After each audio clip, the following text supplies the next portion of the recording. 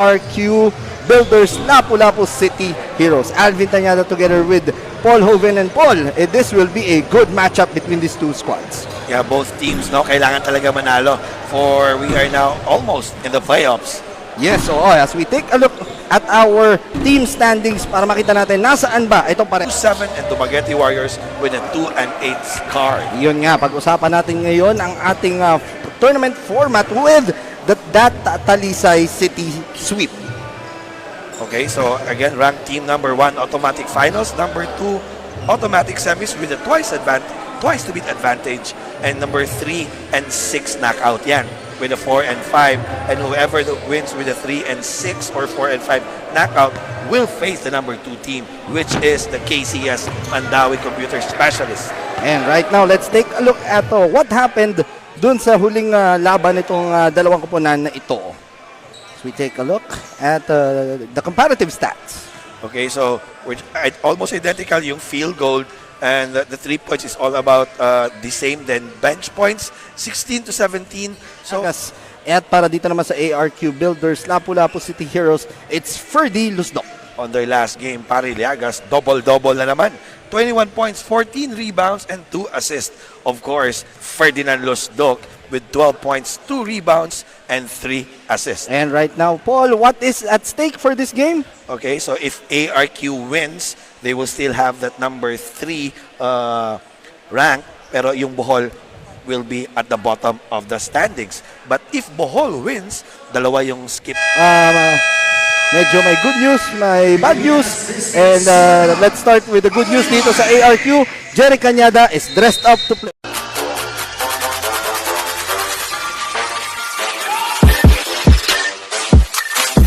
Yeah, he's ready to play, pero siguro control minutes yan. No? He missed 3 to 4 games on this tournament so far. But again, wala si Minguito, who's very consistent on the wing player. Yes, abang ito muna, Abu Dajidul scoring from the perimeter, getting the first 2 points for Bohol. Ibarra with the ball. Ibarra getting the basket to go.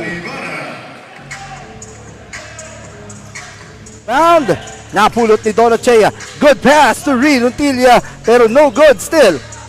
Reed, third serving is good. You know, I like how Reed refuses to get that ball. This is a good battle between two veterans, pero mintis ang Rendell senining with the rebound. Rendell all the way for the score. Good transition play by Rendell. Alam niya with his speed, kayang-kaya niya on that open court. Right now, it's talaga ng pace para sa kanilang mga kapunan. Yeah, exactly. This is another veteran, Joseph Marquez. Binigay dito kay Jonathan Ibarra. Ibarra binigay dito kay Pari Llagas. Now matched up against Don Ochea at the post. 6 seconds left on the shot clock. Pari looking for a teammate, finding the cutting Joseph Marquez for the score. What a cut right there by Marquez and recognition by Pari Llagas. Pero sunubukan bumawi ni Ferdinand Luzdoc. But there is a foul as tutungo sa free throw line si Ferdinand Luzdoc ng Bayan. It's a miss on the first free throw. Ferdinand Luzdoc, the 35-year-old 6'1" forward from Pasig. Oh, ayan. For today's game, at ayon nga kay Coach Anton ng ARQ, that they are hoping that by the time they need everybody, the players will be available. Dahil goal nila ang makaabot sa semis. Para naman sa Bohol Mariners, they will take it 1 game at a time. At itong Bohol, they only have 10 players, pero ang puso talaga ang magpapabuhay nitong laro ng Mariners. Yan nga ang sabi kanina ni Coach Gino while I was talking to him in the pregame. But here comes Joseph Marquez and the 2 straight basket for this Mariners squad. Kanina si Abu Dajilul, ngayon ito namang si Joseph Marquez. Luzdoc against Joseph Marquez. This is a good matchup. Kanina pa natin sinasabi. Both are lefties dito.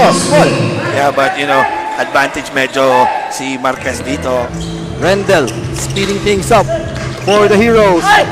Nice left-hand layup for Rendell Sinining. Ang ganda nun. Mala Jason Kidd yun. Right to left. Nakita niya wala sa pwesto eh. Itong Mariners on the defensive end. Right now, it is 10-9, still a 1-point lead for the Mariners. Pero Abu Dajinul getting the rhythm. And we are back here from that mandatory timeout and play. We will look for a teammate. Pass to Abu. Wala, pero Marquez. Uy, what a move on that play. Yung malarondo yun eh. Oo, tinikian. Tabugo now. Tubigon right now is showing a 2-3 zone. Pero parang mali sila. Hindi nila alam. Alam mo, I talked 2 days ago sa kanila, but I said na hindi, kailangan pag-open, you need to put pressure on the defender. And speaking of ito, possible na pupuntos for the Luzdoc getting the score and the foul. Talagang marami ang pwedeng pumuntos dito sa Heroes. Paul Tangunan against si Neneng. Binigay dito kay Joseph Marquez against Ferdy Luzdoc. Two left-handers defending each other. Marquez, extra pass, Pari, llagas using the board. You know, he has that shot. You need to respect that shot of Pari. Arong. Open 3. Pasok yan! You know, Coach Alvin, you heard me earlier. Sabi ko, si Asok naman yun, very wide open compared to the last layup he had. Erwin Tangunan bringing down the ball. Nikot ang bola. Binigay dito kay Jumay Casera, the hero from their last game. Yeah, Marquez, 3 ball. Pasok yan! Yeah, Marquez is a zone buster. 2-3 zone is... Ito ngayon, Fletcher Galvez. I stand corrected. The foul was called on Erwin Tangunan. So, at least si Joseph Marquez nakahinga ng konti doon. Tangunan. Looking to find open man. Finding Paulo Tilos inside for the score. You know, lumalaban talaga yung Tubigon. I like the way they start. And Jojo Tangkay gets the ball. Binalik kay Jeric. Jeric. Oh, what a pass! And the Monbert Arong scores. Nakita mo sa nakatingin siya? Sa kaliwa eh. I'm also a point guard, Coach Alvin. Just waiting it there. Our Manok ng Bayan assist of the game. Our swabbing assist is brought to you by Chooks to Go 100%. Zero antibiotics ang nag-isang Manok ng Bayan. We take a look at that. Monbert Arong shot. Good pass. Yun yung kanina eh. No? Jeric Cañada to Monbert Arong delivering the basket as the score is 21-20. Tubigon-Bohol Mariners on top by 1. Here, ito yung best start for me for Tubigon Mariners. Ito, Fletcher Galvez, traveling, itinawag ko. And Monbert Arong bumabawi in this game with 5 points. And jump ball at center court. And Don Ochea gets the ball. Tangkay, ikot ng bola. Nice pass, Don Ochea. And that was a nice play there for this ARQ Builders squad. Yeah, good triangle pass right there. Si Neneng to Tangkay, Luzdoc, then goes back for animal play. This free throw is brought to you by Chooks to Go 100% zero antibiotics. Ang nag-iisang Manok ng Bayan, the former Adams. Haffer, good pass to Donald Shea for the score. At nakikita natin, extra passes. Lead a look first at this Manok ng Bayan block of the game. Ang harap-harapang butatan na ito ay atid sa inyo ng Chooks to Go, ang nag-iisang Manok ng Bayan. Here we see Abu Dajilul huli ni Haffer Mondragon.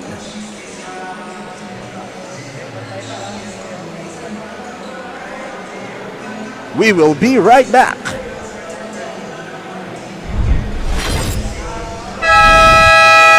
Back. Para.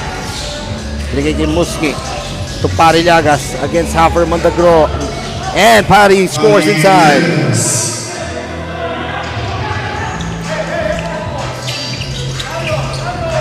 Mondragon.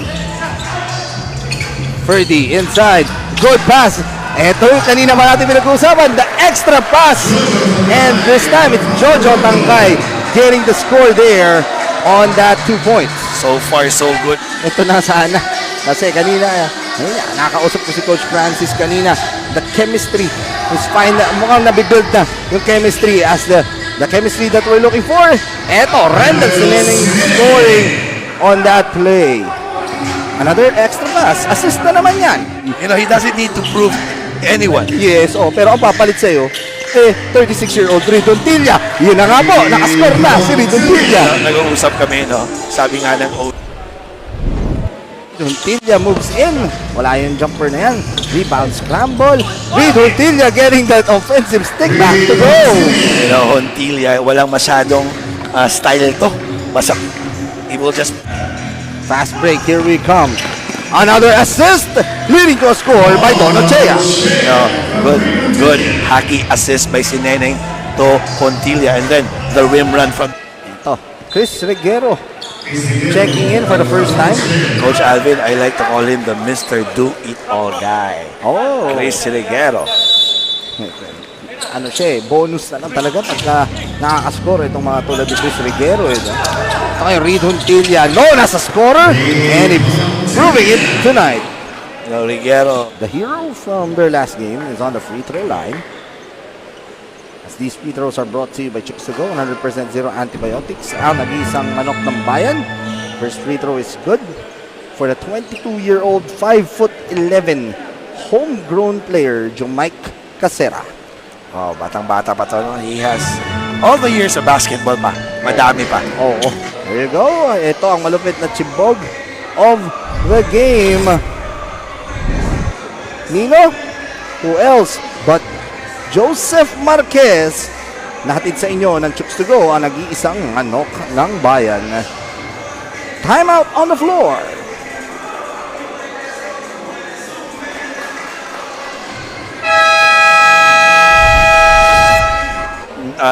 May energy agad eh.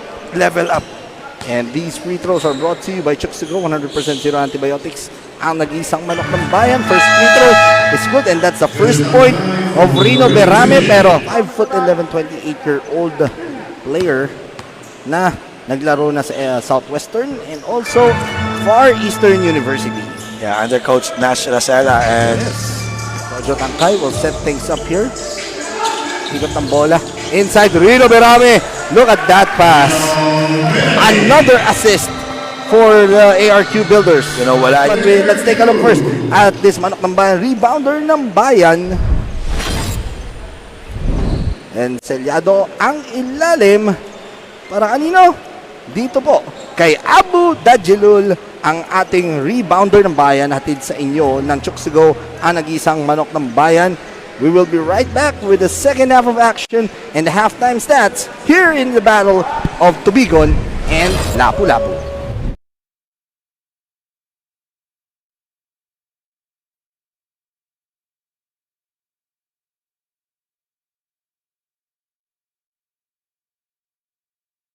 Point lead, and let's take a look at the halftime stats dito, Paul. So we have 18 out of 42 for ARQ Lapu-Lapu Heroes. That's for 42% field goal against the Tubigon-Bohol Mariners, 11-42, 26%. Sa 3 points, the Dijul, 6, Llagas, 4, and of course for Lapu-Lapu, we have Juntilla, 8, Ochea, 7, and Senining, 6. Balance scoring, and again, kanina nga napag-usapan natin, the lowest. Napasok na tayo ngayon. Juntilla together with Senining, Mondragon, and another steal. Monbert, arong, nice play there. What a pivot move right there shown by Monbert arong. Ito naman para sa Mariners, they start off with the same starting 5, pero Monbert arong scoring once again. At hindi masaya si Coach Gino Enriquez on that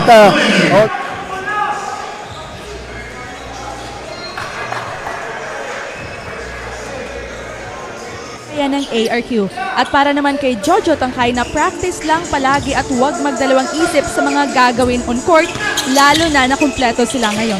Balik sa inyo. Salamat, Leia. And ito, Jonathan Ibarra scoring on that play. And that was a good timeout for Coach Gino. Already with 10 points here in this game. So getting the rhythm. And speaking of getting the rhythm, Jonathan Ibarra getting that three-pointer to go. So he has... No, Joseph Marquez. Oh, what a move! That's a good spin move mula dito kay Joseph Marquez. Yeah, that's a good drive for Marquez. Actually, maganda naman talaga yung tira ni Arong. No? Kulang lang. Ito ngayon, Reed Juntilla, the veteran. To Haffer, another veteran. And Reed Juntilla, uy, pumunta doon sa kabila. Reed Juntilla scores. You know what a pass right there to Juntilla. Si Juntilla, naghahanap talaga. This free throw is brought to you by Chooks to Go. 100% zero antibiotics ang nag-iisang manok ng bayan.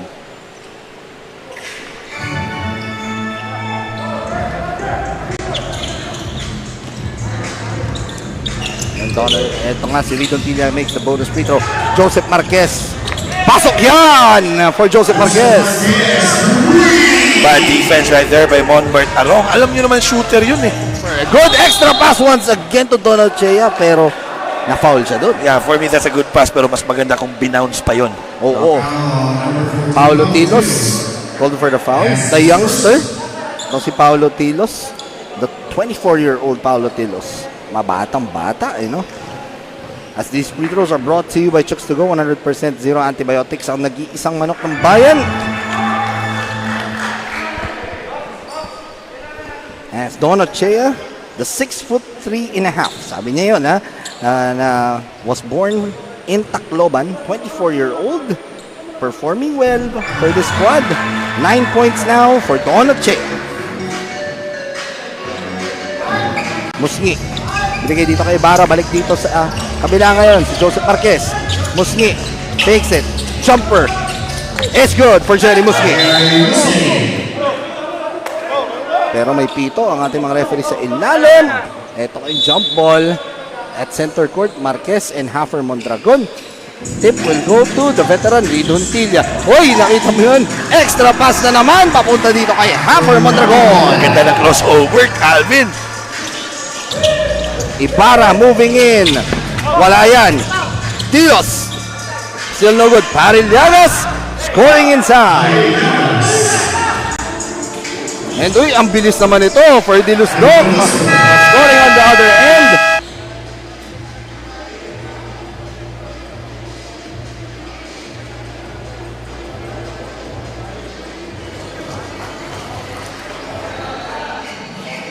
Rebound, napulot na naman ang ARQ. Takbo tayo sa kabila. Reed Juntilla. And scoring on that play. And si Reed Juntilla, nakita natin, tumatakbo like a 22-year-old. Pero ito, Pari Llagas moving inside. Yeah, parang malapit nang nagpipick si Reed Juntilla, no? May yung energy, nandun, yung bounce, nandun.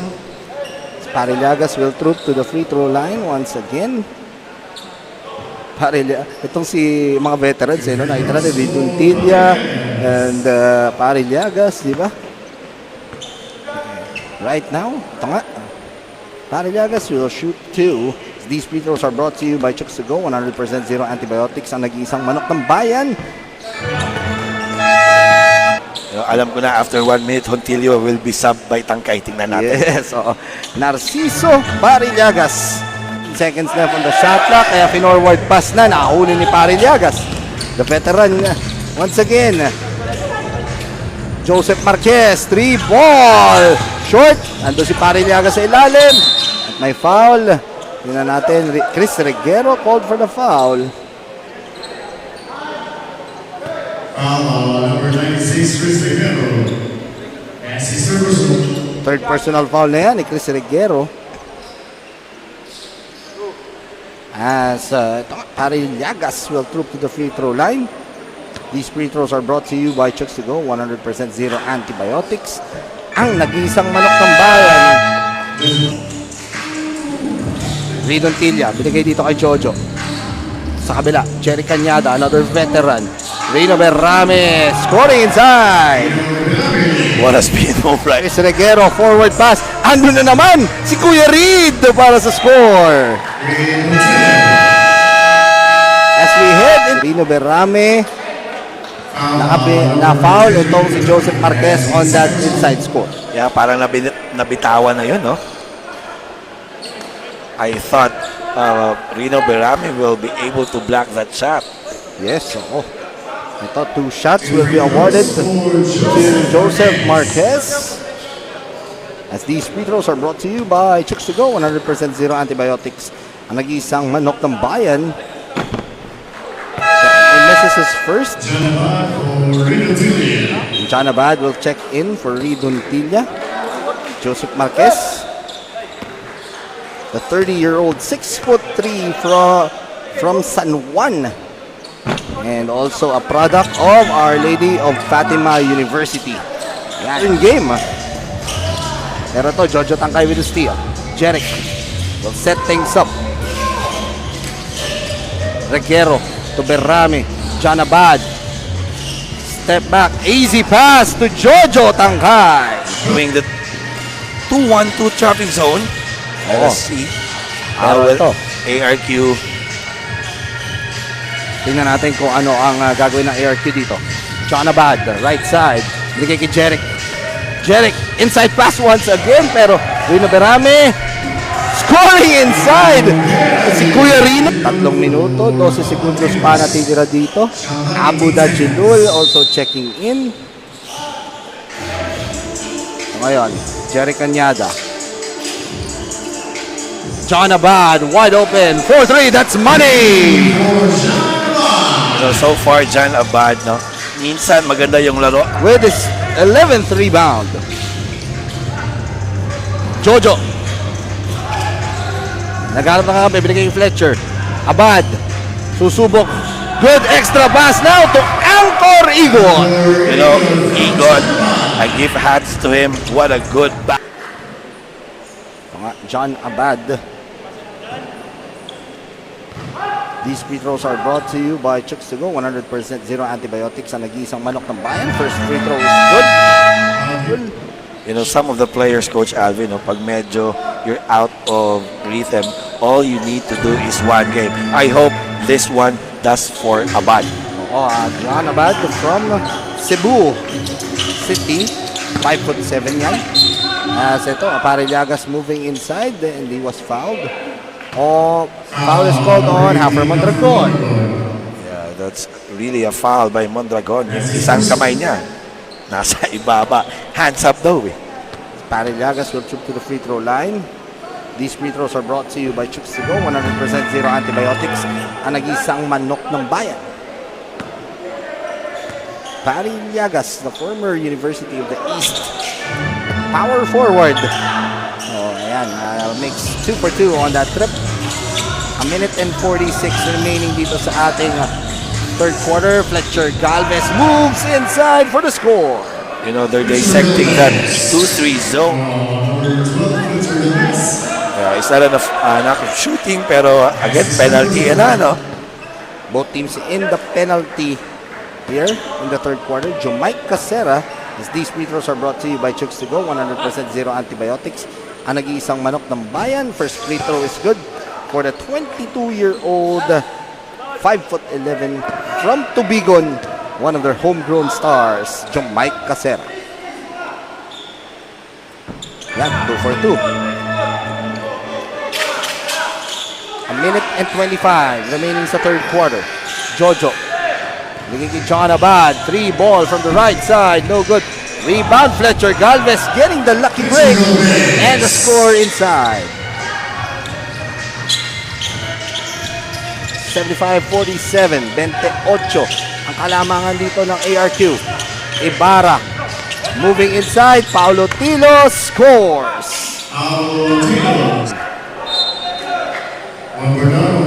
Monbert Arong will replace Jojo Tangkay.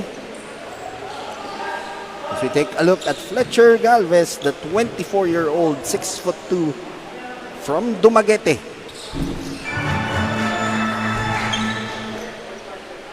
Ito, nakikita natin Fletcher Galvez, bruiser no? Talagang one of those big guys. Yeah, scrappy player din siya. Mario Leonida scoring from 3-point distance.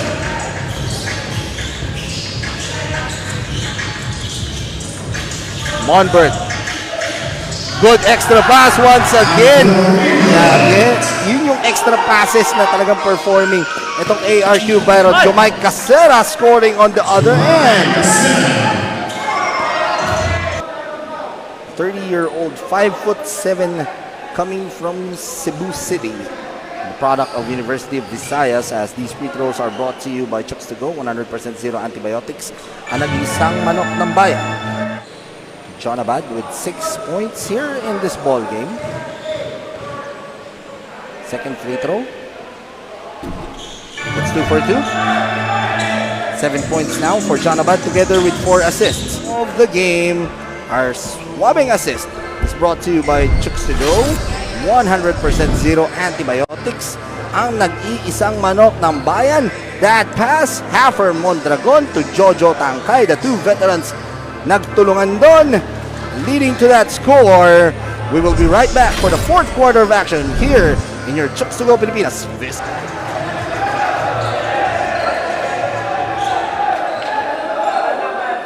So much better, no? Kasi mas malakas talaga yung ARQ compared to Tubigon.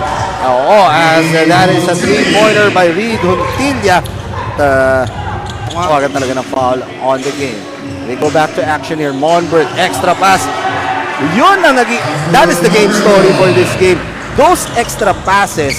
Arong 7 minutes and 55 remaining dito sa ating fourth quarter. Extra pass si Mike Casera, dinala sa kabila, and he scores. Yes. Ikot ng bola, Rendell, 3 ball, right side, pasok yan!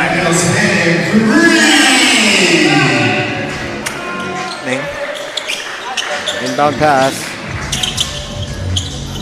Ito ngayon, Ibarra, who scored 5 points in that third quarter. Pero Joseph Marquez continuing his good game here.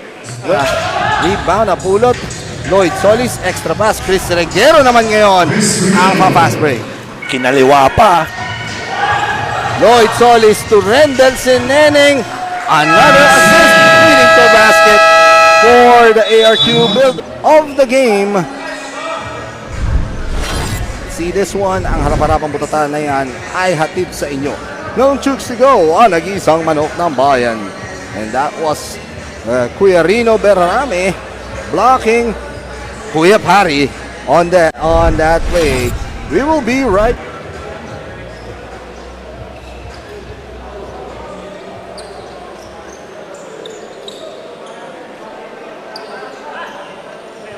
Igot on the right side.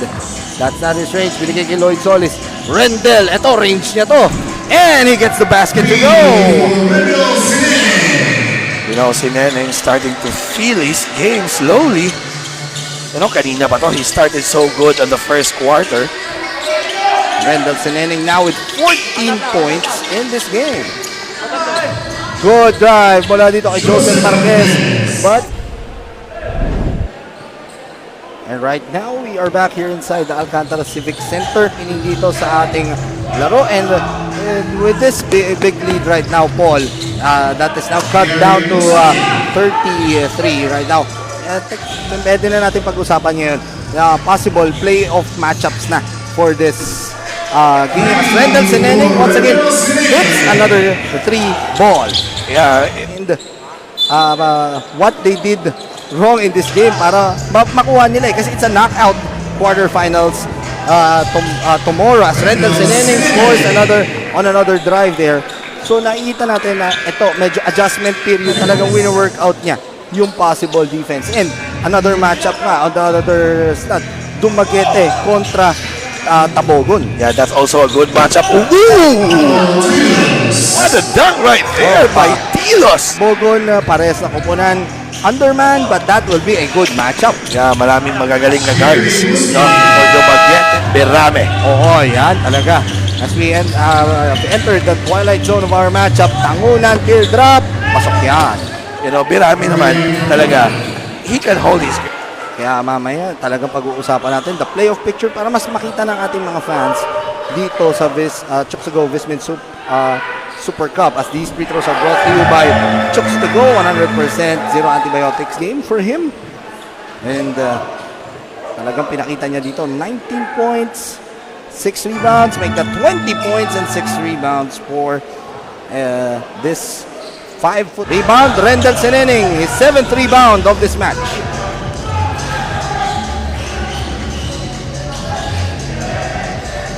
Championship Award and our Manok ng Bayan Player of the Game.